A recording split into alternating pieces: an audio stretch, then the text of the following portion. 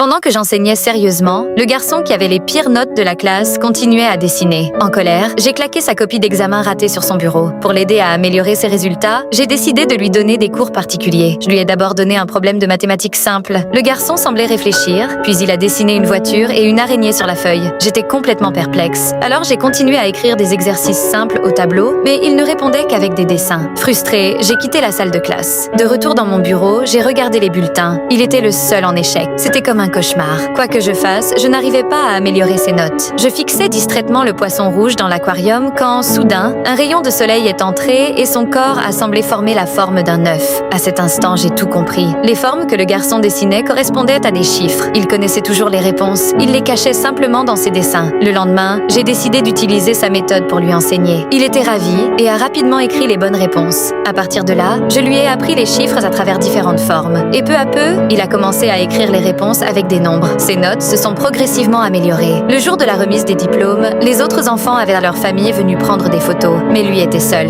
En voyant le bonheur des autres, il a tourné les yeux vers moi, a couru et m'a entraîné sur la scène. J'étais profondément émue, car j'ai compris qu'il me considérait comme sa famille. Finalement, nous avons pris la photo la plus précieuse de toutes. Abonne-toi si tu aimes ta professeuse.